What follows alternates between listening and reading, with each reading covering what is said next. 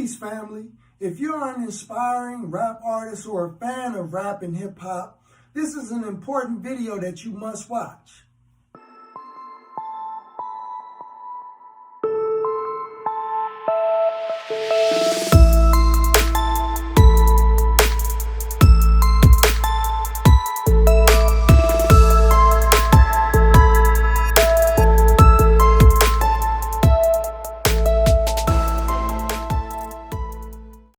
The culture, as we know it, rap or hip-hop, has been seemingly hijacked by an insidious group of wealthy billionaire corporations and investment groups. These are the puppet masters, a clandestine group of decision makers who is pulling the strings.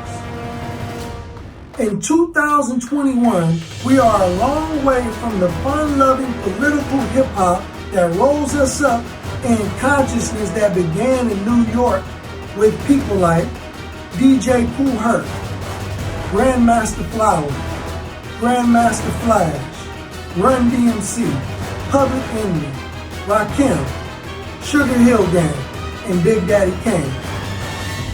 What are the different strands that come together to make hip-hop culture? Well, one of the things that really attracted me to hip-hop in the beginning was how really fundamentally basic the foundations of hip-hop were. And by basic, I mean it's the basic foundations of what one learns in school in terms of education.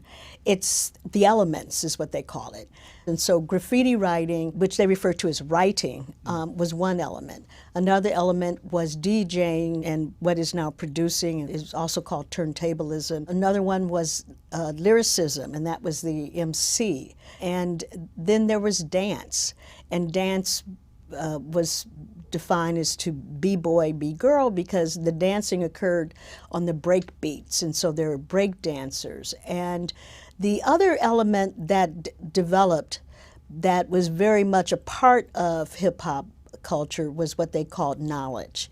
And knowledge was this whole theory around how do you talk about what's really going on? How real can you be? And this constant push to deal with reality and representation of reality as part of what made you very much a part of hip-hop culture.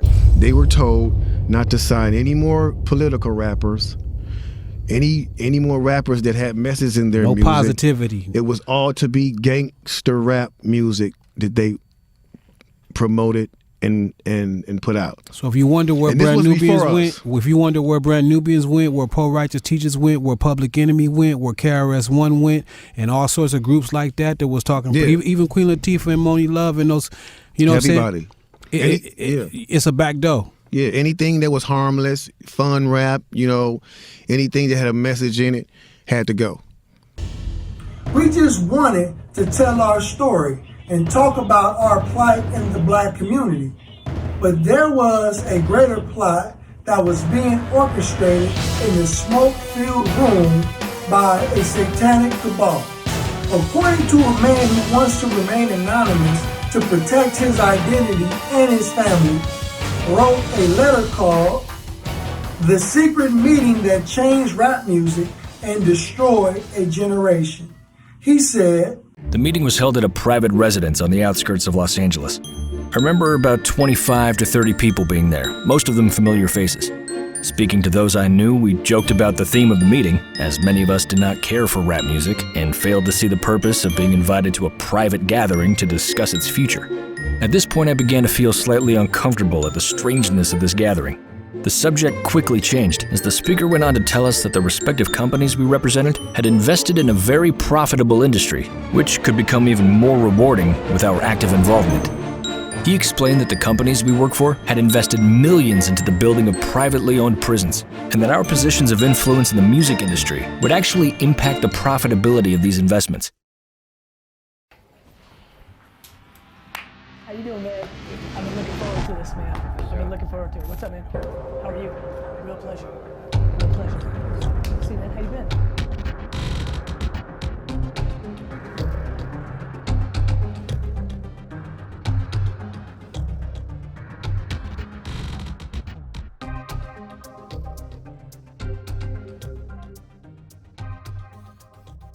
Yeah, definitely. Now, after reading all this, it actually made me feel a few different ways.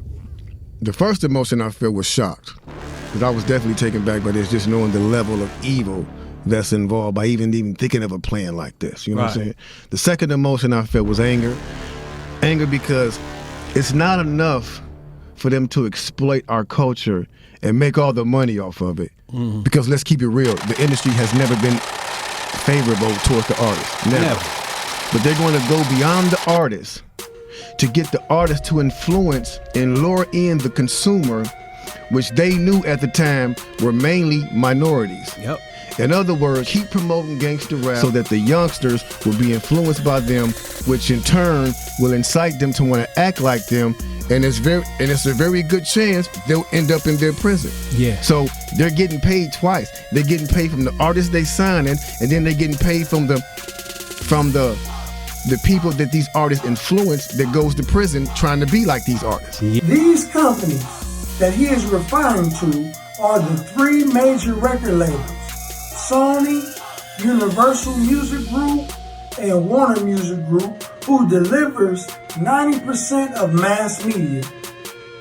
And some of the most popular labels in hip-hop under these major labels are Columbia, RCA, Epic, Capitol, Interscope, Def Jam, EMI, Motown, and Atlantic.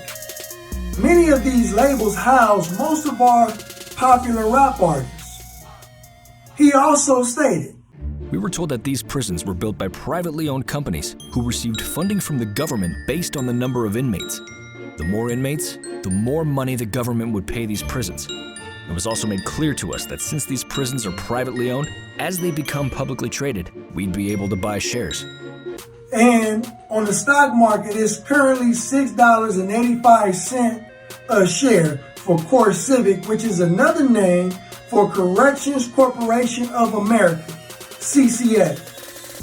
And in order for them to remain open, each one must be at a 90% capacity rate. That's a lot of people. These prisons are called Corrections Corporations of America, or CCAs, which started in 1983 by Thomas W. Beasley, Robert Krantz, and T. Dunn Huddle. Over the last 30 years, CCA has benefited from the dramatic rise in incarceration and detention in the United States. Since the company's founding in 1983, the incarcerated population has risen by more than 500% to more than 2.3 million people. Meanwhile, the number of people held in immigration detention centers has exploded from an average daily population of 131 people to over 32,000 people of any given day.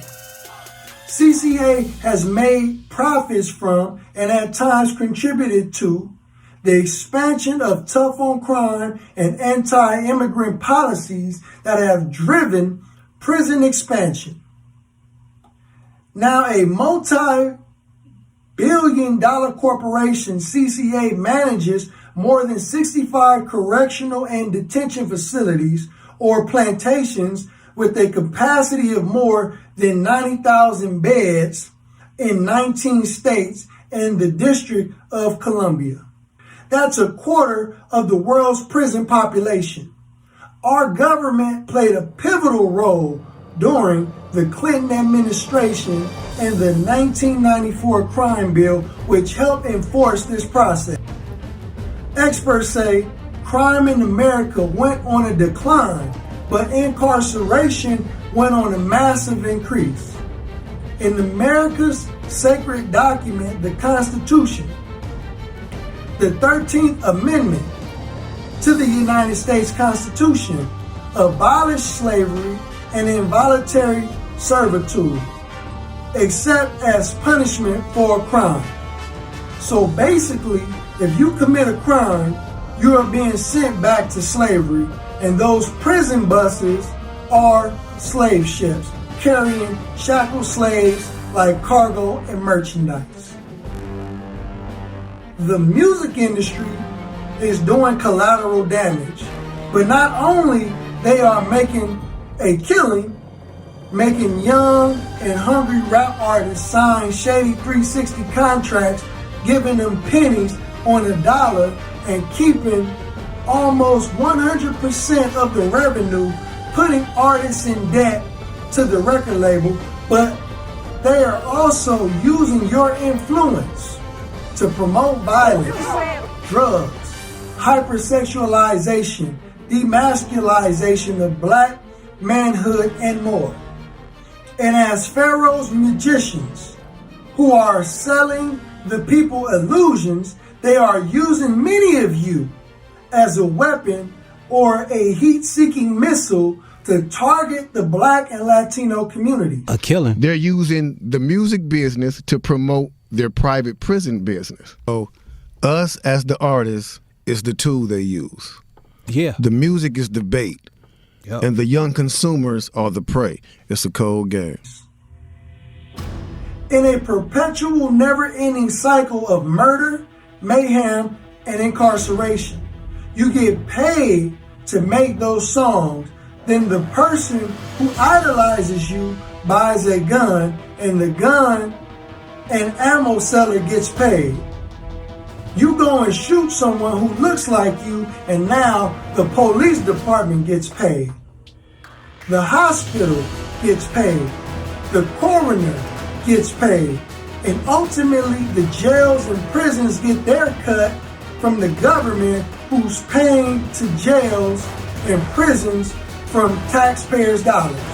Everyone is in on the conspiracy to eliminate us, knowingly or unknowingly, and your role is the most important. That meeting took place allegedly early 1991, which is the same year on June 22nd, 1991, the NWA topped the Billboard 200 with Niggas for Life. The first time a rap group topped the Billboard 200 ever. As long as black people were locked out of the mainstream limelight, was that organic success, or was it manufactured by someone more sinister than we can ever imagine at that time? After the decision makers at these record labels received their orders to stop signing conscious rappers, there was a cultural shift to gangster rap and the depravity of upliftment, empowerment, positivity, and knowledge of self.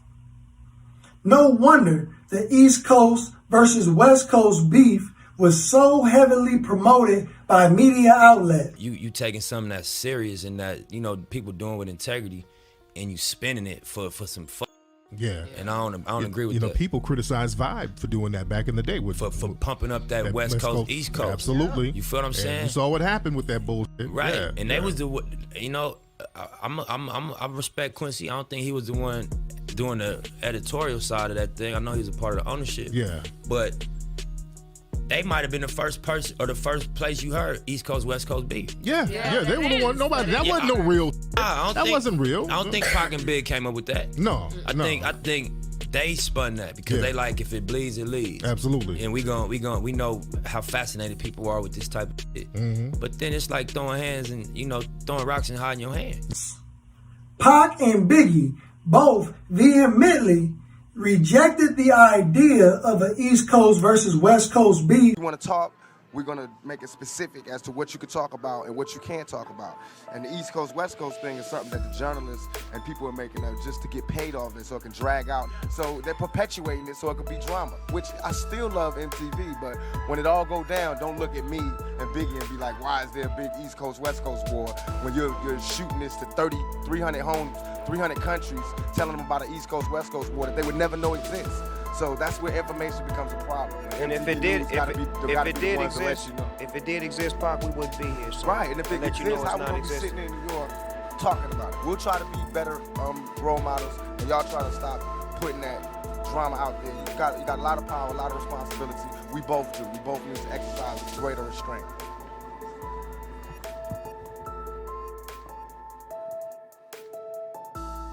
All you fans out there, don't think Big gonna make a record dissing Tupac or the West Coast, because it's not going down like that. I can't even see me wasting my time or my talent. Right. You know what I'm saying, to disrespect another black man. He do his thing. I'm gonna continue to make my joints, man. I put a dent up in this joint, you know? I'm gonna make my album. That's how I'm gonna prove myself this year. I'm gonna make a whole tight album without saying nothing about the West or Tupac or Suge or Dre, or they do their thing and I'm gonna do my thing, you know what I'm saying? But if it's ever a confrontation between the two, you know what I'm saying, we gonna handle that when we see each other, you know what I'm saying? But as far as musically, I'm cool, man. You know what I think too is that an individual, like if you said there's ever a confrontation, an individual situation, maybe an individual situation between yourself and somebody else, should not be blown up to the whole entire West Coast versus the whole entire, you know, one situation should not be taken to that extent. Because there's a lot of people on the West Coast that do have love for East Coast and vice versa. You know what I'm saying? And just like Mary has a relationship with Suge, what she was saying. Yeah, I don't know that. He treats it right. I don't know him. I think it's... And after they used Pac and Biggie, they had them murdered. They put hits out on our brothers, and some record labels and execs have been accused of using this same strategy against rival artists till this day. And we are now living in a different era. Now more rap artists are becoming victims to their own lifestyle, especially in the advent of drill music. Like right now, what we saying to a young dude that's a young rapper, he would, the way it's set up, it would look for him to hate us, because it's like, what you trying to stop my business for, of making the money? You know what I'm saying? An underprivileged dude that never had nothing, and he trying to get some snaps, but he just doing his thing off of ignorance, and they know that. So it's dudes like us that be trying to say something like this, and they'll have the rapper dude looking at us like we the fool. Yeah. People like Tupac, Biggie, Big L, Nipsey Hussle, Chinks, Mo 3, Doe B, King Von, and countless other artists. And when there is a beef that brings the artist more attention, and beef makes the labels wealthier, especially when the artist dies, that artist is made into a martyr and they become bigger in death than they were in life. And now Satan can really capitalize from this opportunity. And they don't care whether you live or die. It's all about corporate greed. These people are not human. Just talking about from the decline of politically conscious rappers. Yeah. You know what I'm saying? Or anything positive just don't sell these days. And they're the reason.